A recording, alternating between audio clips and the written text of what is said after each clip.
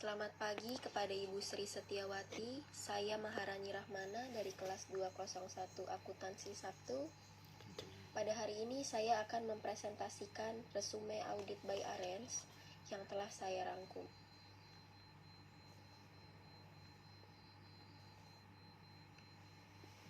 Saya akan mulai menjelaskan dari bab 1, yaitu auditing dan akuntan publik.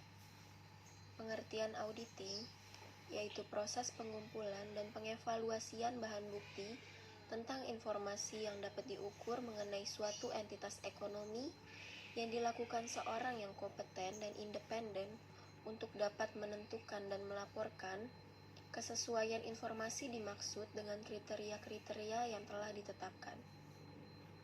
Kemudian, akuntansi itu berfungsi menyajikan informasi kuantitatif untuk pengambilan keputusan. Sedangkan dalam auditing, aturan-aturan akuntansi menjadi kriteria untuk membandingkan kesesuaian informasi. Jenis audit ada 3. Yang pertama, audit laporan keuangan. Bertujuan menentukan apakah laporan keuangan telah disajikan menurut prinsip-prinsip akuntansi yang berlaku umum. 2.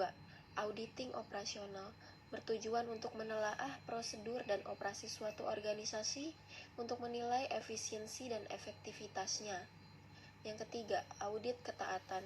Bertujuan untuk mempertimbangkan apakah audit telah mengikuti prosedur atau aturan yang telah ditetapkan oleh pihak yang memiliki otoritas. Di sini ada jenis auditor. Ada 4. Yang pertama, akuntan publik terdaftar. Auditor yang mempunyai tanggung jawab atas kinerja audit laporan keuangan bagi semua perusahaan publik, perusahaan besar, perusahaan kecil, dan perusahaan nirlaba. Yang kedua, auditor pemerintah.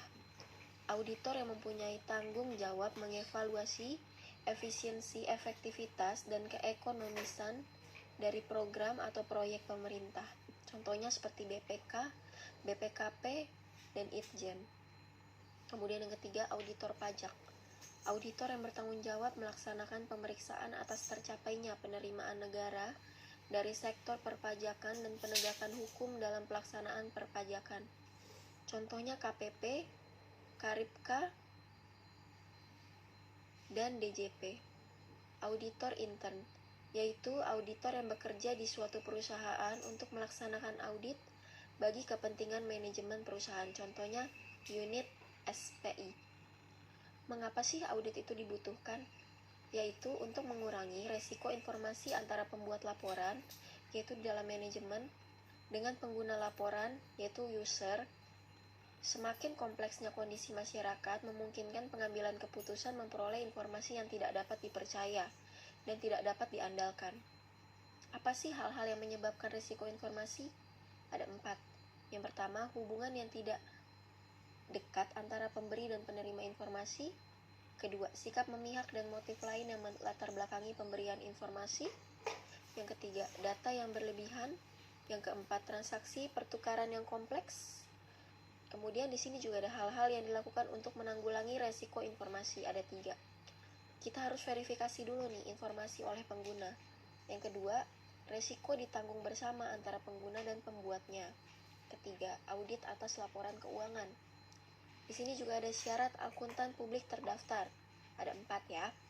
1. Persyaratan pendidikan, yaitu sarjana ekonomi jurusan akuntansi dari universitas negeri yang telah mendapat persetujuan dari panitia ahli persamaan ijazah akuntan.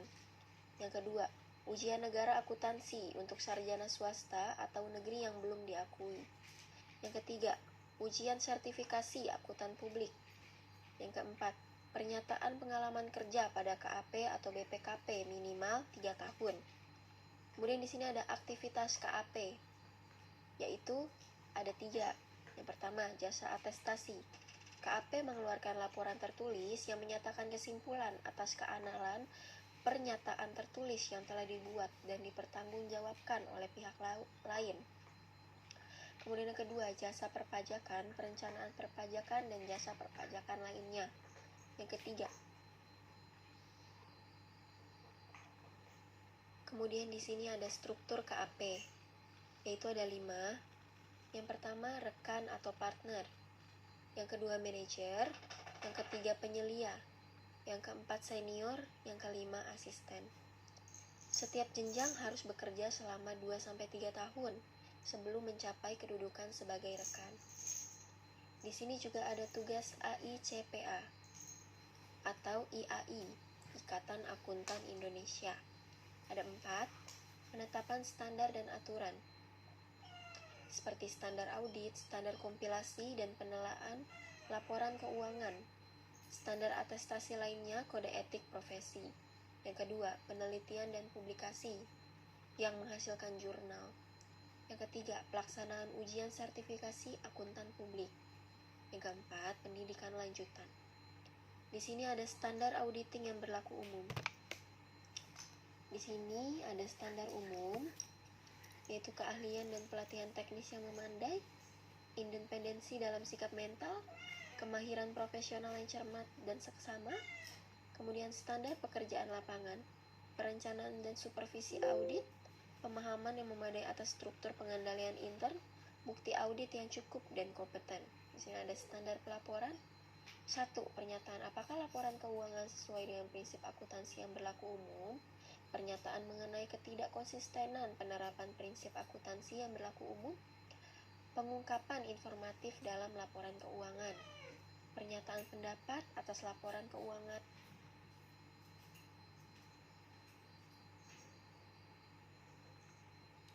Kemudian saya akan menjelaskan laporan audit. Pembuatan laporan merupakan langkah terakhir dari keseluruhan proses audit. Pelaporan harus dilakukan berdasarkan 4 standar pelaporan dan harus ada keseragaman.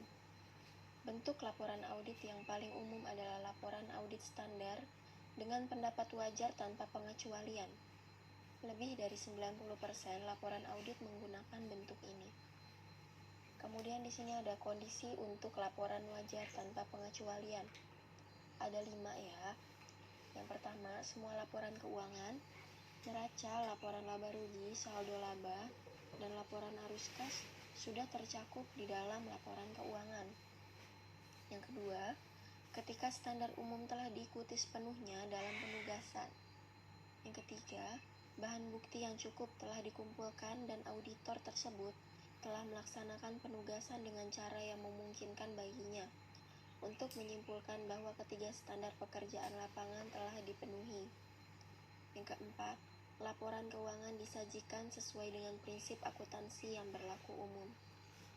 Yang kelima, tidak terdapat situasi yang memerlukan penambahan paragraf penjelasan atau modifikasi kata-kata dalam laporan. Kemudian, bagian-bagian dari laporan audit yang harus kita perhatikan. Di sini ada 7. Yang pertama, judul laporan. Harus memuat kata yang independen. Yang kedua, alamat yang dituju laporan audit. Kepada siapa laporan audit ini akan ditunjukkan. Kemudian yang ketiga, paragraf pendahuluan. Menunjukkan bahwa KAP telah melaksanakan suatu audit. Jadi mencantumkan laporan keuangan yang diaudit termasuk tanggal dan periodenya. Yang menyatakan bahwa laporan keuangan adalah tanggung jawab manajemen, sedangkan tanggung jawab auditor adalah menyatakan suatu pendapat atas laporan keuangan tersebut berdasarkan audit. Kemudian paragraf lingkup audit. Jadi, merupakan pernyataan faktual mengenai apa yang dilakukan dalam audit dan menyatakan bahwa audit dirancang untuk dapat memperoleh keyakinan bahwa laporan keuangan bebas dari salah saji material. Kemudian yang kelima, paragraf pendapat. Ini seperti opini auditor terhadap penyajian laporan keuangan. Kemudian yang keenam, tanda tangan dan nama akuntan publik. Jadi menunjukkan nama partner yang akan bertanggung jawab secara hukum dan jabatan atas mutu audit menurut standar profesionalnya. Yang ketujuh, tanggal laporan audit.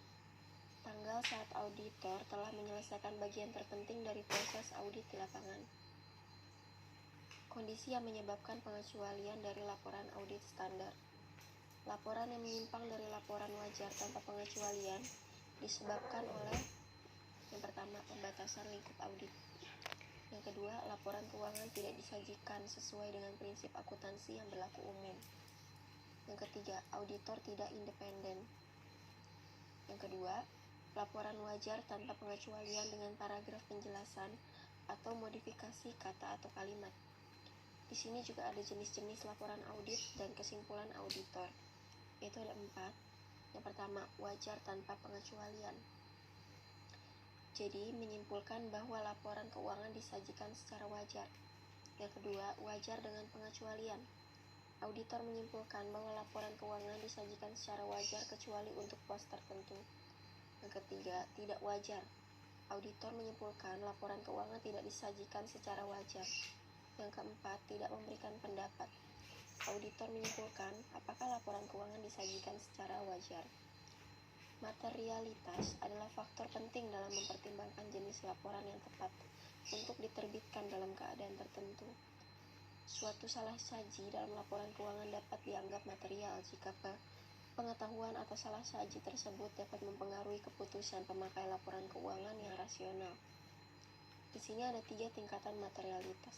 Yang pertama, jumlahnya tidak material. Yang kedua, jumlahnya material tetapi tidak mengganggu laporan keuangan secara keseluruhan. Yang ketiga, jumlahnya sangat material atau pengaruhnya sangat meluas sehingga kewajaran laporan keuangan secara keseluruhan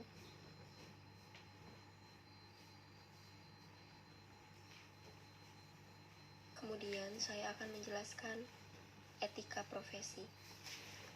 Etika adalah perangkat prinsip moral atau nilai. Perangkat nilai tersebut antara lain kejujuran, integritas, mematuhi janji, loyalitas, keadilan, kepedulian kepada orang lain, menghargai orang lain, menjadi warga yang bertanggung jawab, mencapai yang terbaik, ketanggung gugatan. Perilaku tidak etis yaitu adalah perilaku yang berbeda dari yang harus dilakukan. Alasannya kenapa? 1. Standar etika seseorang berbeda dari masyarakat umum, dan juga seseorang memilih bertindak semaunya. Dilema etika adalah situasi yang dihadapi seseorang di mana keputusan mengenai perilaku yang layak harus dibuat. Rasionalisasi yang biasa digunakan dalam perilaku tidak beretika ada 3. Yang pertama, semua orang melakukannya. 2. Jika itu legal maka itu beretika. 3. Kemungkinan ketahuan dan konsekuensinya. Kerangka formal untuk memecahkan dilema etika.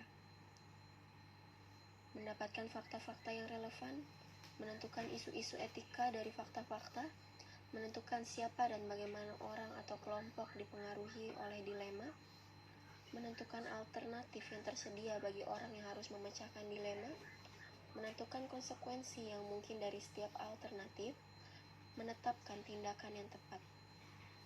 Kebutuhan berperilaku beretika dalam profesi. Alasan yang mendasari diperlakukannya perilaku profesional yang tinggi pada setiap profesi adalah kebutuhan akan kepercayaan publik terhadap kualitas jasa yang diberikan profesi, terlepas dari yang dilakukan secara perorangan. Cara akuntan publik mewujudkan perilaku profesional antara lain dengan adanya pernyataan standar auditing yang berlaku secara umum, pengendalian mutu, review Bapepam, pembentukan divisi dalam kantor akuntan publik dan pendidikan profesi berkelanjutan, serta kode etik akuntan Indonesia yang ditetapkan oleh IAI. Kode perilaku akuntan Indonesia, yaitu ada 4. Prinsip-prinsip yaitu standar ideal dalam perilaku etis yang dapat dicapai dalam terminologi filosofi, terdiri dari tanggung jawab, kepentingan masyarakat, integritas, objektivitas, dan independensi, kesesamaan lingkup dan sifat jasa. Kemudian yang kedua, peraturan perilaku. Yang ketiga, interpretasi, dan keempat, ketetapan.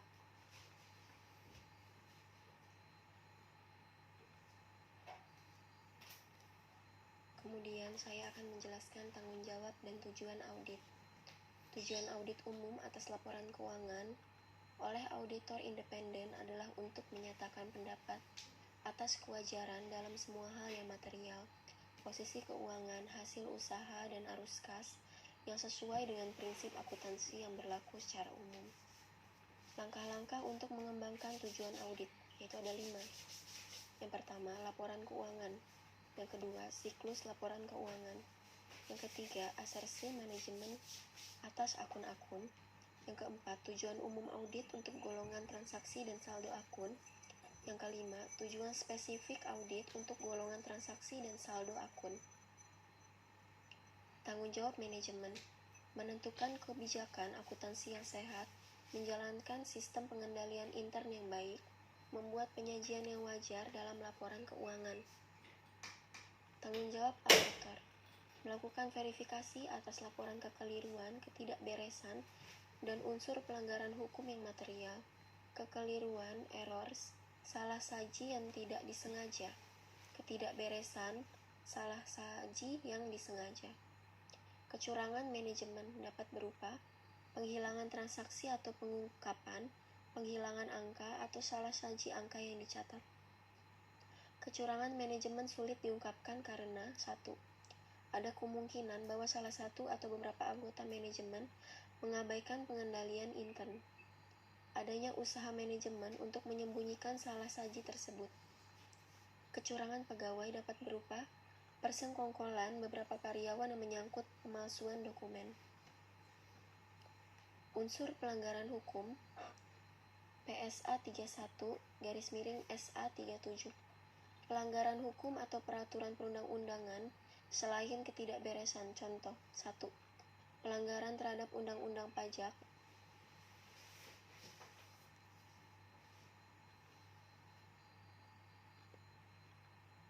Kemudian saya akan menjelaskan bahan bukti audit. Pengertian bahan bukti. Informasi yang digunakan auditor untuk menentukan apakah informasi kuantitatif yang sedang diaudit disajikan sesuai dengan kriteria yang telah ditetapkan. Kemudian di sini ada cakupan bahan buktinya, ada 2 ya. Yang pertama, bahan bukti mencakup informasi yang meyakinkan seperti perhitungan auditor atas efek-efek. Kemudian yang kedua, informasi yang kurang meyakinkan seperti jawaban pegawai perusahaan atas pertanyaan yang diajukan. Di sini ada keputusan bahan bukti audit. Dibagi menjadi 4. 1. Prosedur audit yang digunakan. 2. Besarnya sampel. 3. Pos atau unsur yang dipilih dari populasi. Kemudian yang keempat, waktu pelaksanaan prosedur. Gambaran rinci atas hasil dari keempat keputusan disebut program audit, yang berisi daftar dari prosedur audit. Kemudian di sini ada bahan bukti menyimpulkan memenuhi 4 faktor. Yang pertama, relevansi, yaitu harus berkaitan dengan tujuan audit. Yang kedua, kompetensi atau keandalan. Derajat dapat dipercayanya suatu bahan bukti, dapat dipercayai dengan kualifikasi penyedia informasi, tingkat objektivitas. Kemudian yang ketiga, kecukupan, besar sampel dan pos yang diuji. Kemudian yang keempat, ketepatan waktu, yaitu periode audit. Kemudian di sini juga ada jenis bahan bukti audit. Ada 7. Yang pertama, pemeriksaan fisik. Yang kedua, konfirmasi. Yang ketiga, dokumentasi. Yang keempat, pengamatan. Yang kelima, tanya jawab dengan klien. Yang keenam, pelaksanaan ulang. Yang ketujuh, prosedur analitis. Di sini ada istilah yang dipakai dalam prosedur audit. 1. Periksa, yaitu dokumentasi. Yang kedua, telaah sekilas. Prosedur analitis. Yang ketiga, baca dokumentasi. Yang keempat, hitung. Prosedur analitis. Yang kelima, hitung ulang, pelaksanaan ulang. Yang keenam, hitung penjumlahan ke bawah, pelaksanaan ulang. Pengertian prosedur analitis, yaitu evaluasi atas informasi keuangan yang dilakukan dengan mempelajari hubungan logis antara data keuangan dan non-keuangan, meliputi perbandingan jumlah-jumlah yang tercatat dengan ekspektasi auditor. Tujuan prosedur analitis ada 4. Memahami bidang usaha klien. Yang kedua, penetapan kemampuan satuan usaha untuk menjaga kelangsungan hidupnya. Yang keempat, indikasi adanya kemungkinan salah saji dalam laporan keuangan. Yang keempat,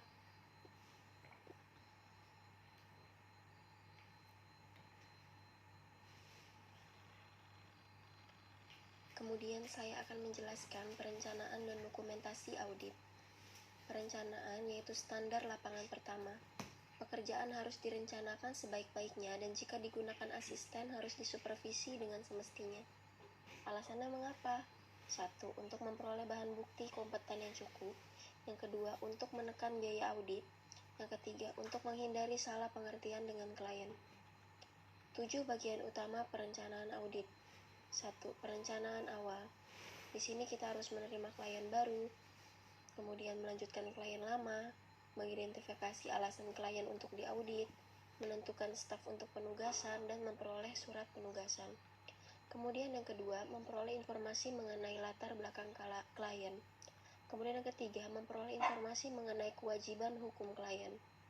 Yang keempat, melaksanakan prosedur analitis pendahuluan.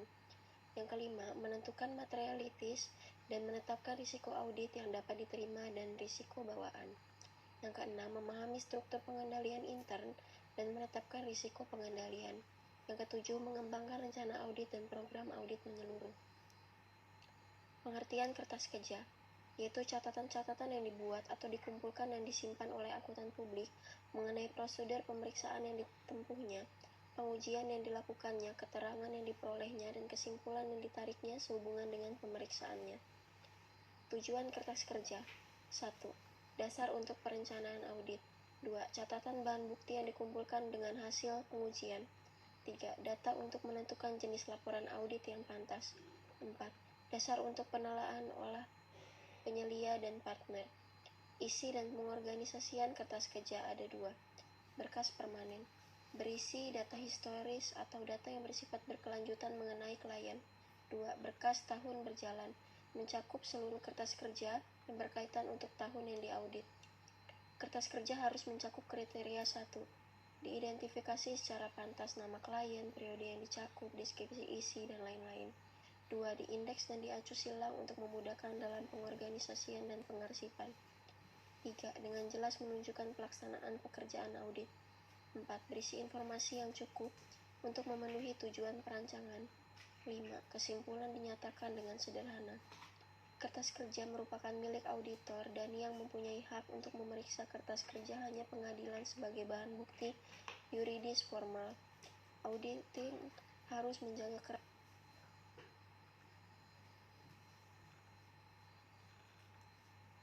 Kemudian, saya akan menjelaskan materialitas dan risiko. Pengertian materialitas. Materialitas merupakan pertimbangan utama dalam penetapan laporan auditor yang layak.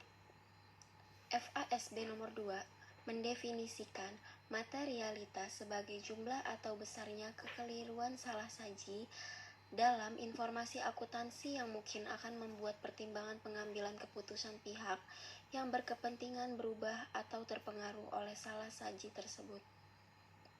Tujuan penetapan materialitas yaitu untuk membantu auditor merencanakan pengumpulan bahan bukti yang cukup.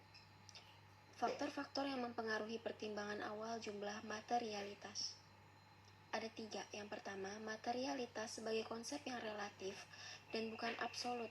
Salah saji dalam jumlah tertentu dianggap material oleh perusahaan kecil tapi tidak material bagi perusahaan besar. Yang kedua, beberapa dasar yang dibutuhkan untuk menetapkan materialitas, misal laba sebelum pajak. Yang ketiga, faktor-faktor kualitatif yang mempengaruhi materialitas. Beberapa salah saji tertentu akan lebih penting daripada yang lain, walaupun jumlahnya sama. Misalnya, salah saji yang disengaja dalam persediaan akan dianggap lebih penting dari kekeliruan klerikal walaupun jumlahnya sama. Kemudian, langkah-langkah penetapan materialitas. 1. Tentukan pertimbangan awal mengenai materialitas. Kedua, alokasikan pertimbangan awal mengenai materialitas ke dalam segmen. 3. Estimasikan total salah saji dalam segmen. 4. Estimasikan salah saji gabungan. 5. Bandingkan estimasi gabungan dengan pertimbangan awal mengenai materialitas. Pengertian resiko adalah salah satu tingkat ketidakpastian tertentu dalam pelaksanaan audit. Model resiko audit. Modelnya itu terutama untuk tahap perencanaan dalam menentukan beberapa besar bahan bukti yang harus dikumpulkan dalam tiap siklus. Di sini ada PDR, risiko penemuan yang direncanakan. Kemudian ada AAR, risiko audit yang dapat diterima. Kemudian ada IR, risiko bawaan. Dan kemudian ada CR,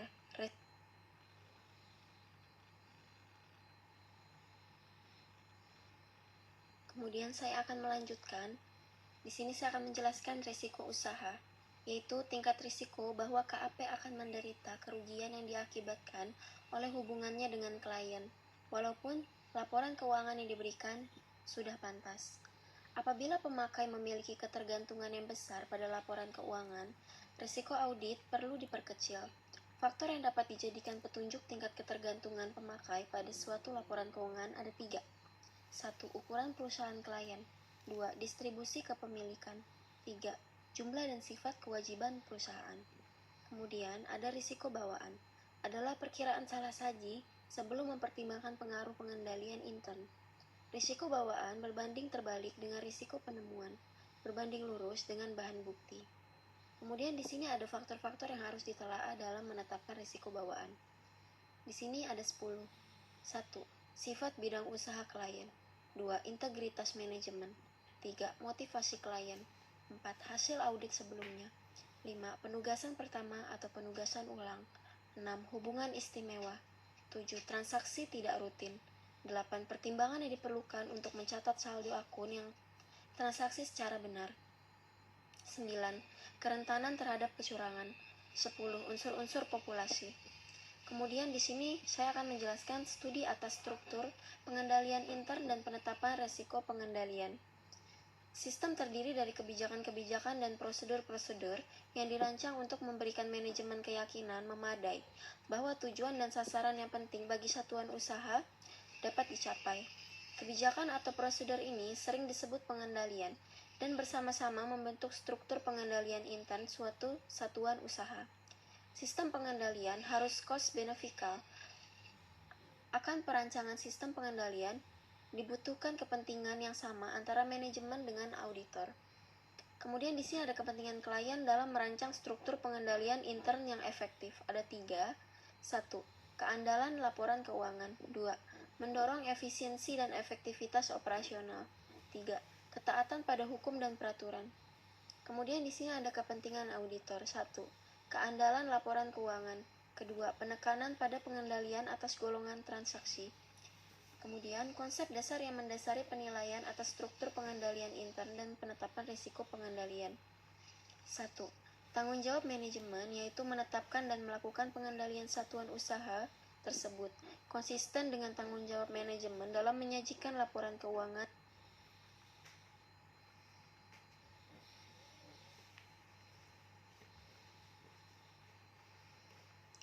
Kemudian, saya akan melanjutkan yang kedua, keyakinan memadai. Perusahaan mengembangkan struktur pengendalian intern yang memberikan keyakinan memadai, bukan absolut bahwa laporan keuangan disajikan secara wajar. Yang ketiga, keterbatasan bawaan. Struktur pengendalian intern tidak dapat dikatakan sangat efektif, walaupun disertai kehati-hatian dalam perancangan dan implementasinya. Masih tergantung kepada kompetensi dan ketergantungan orang yang menggunakannya. Kemudian di sini ada elemen struktur pengendalian. Di sini ada 5. Yang pertama, lingkungan pengendalian. Dibagi menjadi 7. Di sini ada integritas dan nilai-nilai etika. Kemudian ada komitmen terhadap kompetensi, falsafah manajemen dan gaya operasi, struktur organisasi, dewan komisaris atau komite audit, pelimpahan wewenang dan tanggung jawab, kebijakan dan prosedur kepegawaian. Kemudian yang kedua, penetapan risiko manajemen. Kemudian yang ketiga, sistem informasi dan komunikasi akuntansi. Kemudian yang keempat, aktivitas pengendalian. Dan yang kelima, pemantauan. Kemudian di sini ada penetapan risiko oleh manajemen. Adalah identifikasi dan analisis oleh manajemen atas risiko-risiko yang relevan terhadap penyiapan laporan keuangan yang sesuai dengan prinsip akuntansi yang berlaku secara umum. Kemudian di sini manajemen menetapkan risiko sebagai bagian dan perancangan dan pengoperasian struktur pengendalian intern untuk meminimalkan salah sajian ketidakberesan. Auditor menerapkan risiko untuk memutuskan bahan bukti yang dibutuhkan dalam audit. Jika manajemen secara efektif menilai dan bereaksi terhadap risiko, auditor mengumpulkan lebih sedikit bahan bukti dibandingkan jika manajemen tidak dapat mengidentifikasi atau bereaksi terhadap risiko yang signifikan. Kemudian di sini ada sistem akuntansi. Digunakan untuk mengidentifikasikan, menggabungkan, mengklasifikasikan, menganalisa, mencatat, dan melaporkan transaksi suatu satuan usaha, dan untuk mengelola akuntabilitas atas aktiva terkait. Kemudian di sini ada prosedur pengendalian. Di sini dibagi menjadi 4. Yang satu, pemisahan tugas yang cukup. Pedoman umum pemisahan tugas untuk mencegah salah saji dibagi menjadi 4. Yang pertama, pemisahan pemegang aktiva dari akuntansi. Kemudian, pemisahan otorisasi transaksi dari pemegang aktiva yang bersangkutan. Kemudian, pemisahan tanggung jawab operasional dan tanggung jawab pembukuan.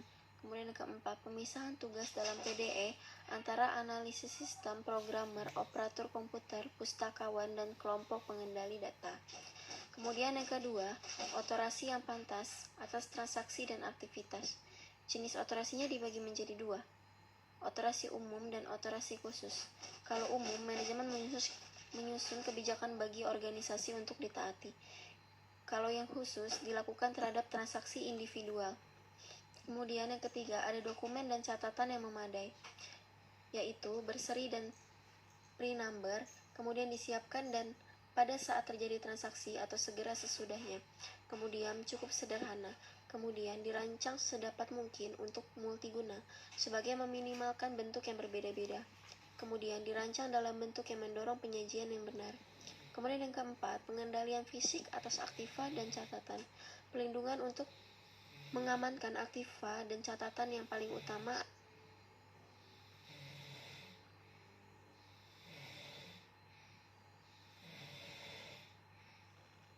Kemudian saya akan menjelaskan pemantauan. Pemantauan berkaitan dengan penilaian efektivitas rancangan dan operasi struktur pengendalian intern secara periodik dan terus-menerus oleh manajemen untuk melihat apakah telah dilaksanakan dengan semestinya dan telah diperbaiki sesuai dengan keadaan. Kemudian, fungsi audit intern perlu dibuat dalam suatu satuan usaha untuk memantau efektivitas, kebijakan, dan prosedur lain yang berkaitan dengan pengendalian. Kemudian, sifat struktur pengendalian intern dan pengendalian spesifik dipengaruhi secara signifikan oleh ukuran perusahaan. Kemudian, pemahaman struktur pengendalian intern yang mencukupi perencanaan audit. PSA 23 SA 319 menghendaki auditor untuk memperoleh pemahaman terhadap struktur pengendalian intern klien dalam setiap audit untuk merencanakan pemeriksaan yang memadai. Kemudian di sini ada 4. Auditability, mendapat informasi yang cukup mengenai integritas manajemen serta sifat dan luas catatan akuntansi. Yang kedua, potensi salah uji yang material, mengidentifikasi jenis-jenis kekeliruan dan ketidakberesan yang potensial, serta menetapkan risiko. Kemudian yang ketiga, risiko penemuan, menetapkan risiko pengendalian bagi setiap tujuan pengendalian, yang selanjutnya mempengaruhi risiko penemuan yang direncanakan. Kemudian yang keempat, perancangan pengujian. Informasi yang diperoleh digunakan untuk merancang pengujian terinci atas transaksi maupun saldo, prosedur analitis, pengujian substansif. Kemudian, untuk memahami elemen struktur pengendalian intern, auditor harus mempertimbangkan 2 aspek. Yang pertama, rancangan berbagai kebijakan dan prosedur dalam masing-masing elemen struktur pengendalian. Yang kedua, memastikan bahwa elemen-elemen tersebut telah ditempatkan alam operasi. Kemudian, penetapan dan keputusan. Yang pertama, menetapkan apakah laporan keuangan dapat diaudit. Yang kedua, menetapkan tingkat risiko pengendalian yang didukung oleh pemahaman yang diperoleh. Yang ketiga, menetapkan apakah diharapkan tingkat risiko pengendalian yang lebih rendah dapat didukung. Yang keempat, memutuskan tingkat risiko pengendalian yang ditetapkan yang pantas untuk digunakan. Kemudian, pengujian atas pengendalian, yaitu prosedur untuk menguji efektivitas yang mendukung pengurangan tingkat risiko pengendalian yang ditetapkan. Kemudian, prosedur untuk pengujian atas pengendalian ada 4. 1. Tanya jawab dengan pegawai suatu satuan usaha yang tepat. Kedua, pemeriksaan dokumen, catatan, dan laporan. Ketiga, pengamatan aktivitas berkenaan dengan pengendalian. Yang keempat, pelaksanaan ulang prosedur klien. Kemudian, luas penerapan pengujian pengendalian tergantung pada tingkat risiko pengendalian ditetapkan yang dikehendaki. Jika tingkat risiko yang ditetapkan rendah, digunakan lebih banyak pengujian pengendalian, baik jumlah pengendalian yang diuji maupun luas pengujian atas setiap pengendalian. Kemudian, risiko penemuan dan rencana pengujian atas saldo laporan keuangan. Jika tingkat risiko pengendalian di bawah maksimum akan didukung oleh pengujian atas pengendalian yang spesifik, kemudian dikaitkan dengan tujuan spesifik audit untuk akun-akun yang dipengaruhi oleh transaksi utama. Kemudian, prosedur untuk memperoleh pemahaman ada 3. Mendapatkan pemahaman lingkungan pengendalian, prosedur penetapan risiko, sistem komunikasi dan informasi akuntansi, serta metode pemantauan pada tingkat kerincian yang wajar. Kemudian yang kedua, mengidentifikasi pengendalian spesifik yang akan mengurangi risiko pengendalian dan melakukan penetapan risiko pengendalian. Yang ketiga, menguji efektivitas pengendalian. Tugas auditor dalam perolehan pemahaman struktur pengendalian intern adalah untuk menemukan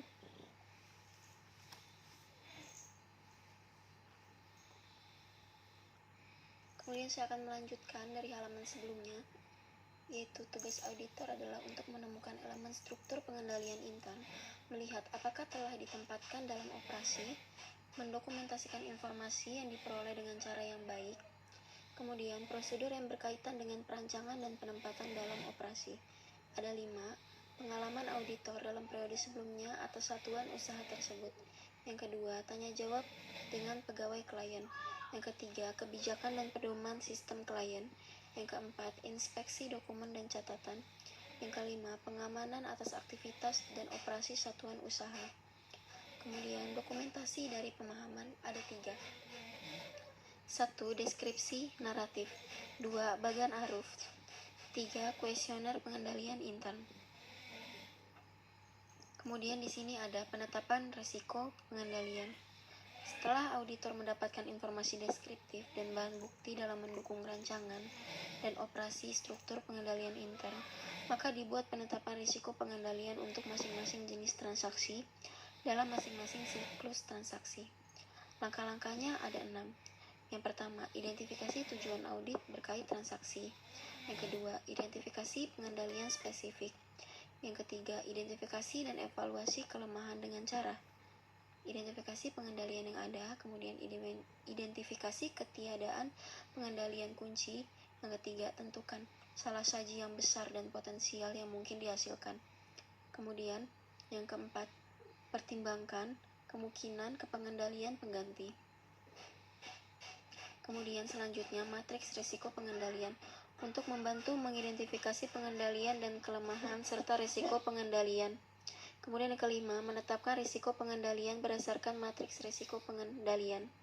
Kemudian yang keenam, mengkomunikasikan kondisi yang dapat dilaporkan dan masalah terkait dilakukan melalui komunikasi komite audit dan surat kepada manajemen. Kondisi yang dapat dilaporkan adalah informasi yang berkaitan dengan kelemahan atas kekurangan yang besar dalam rancangan atau operasi struktur pengendalian intern. Berikut resume audit arrange yang dapat saya sampaikan agar kiranya dapat diterima dengan baik oleh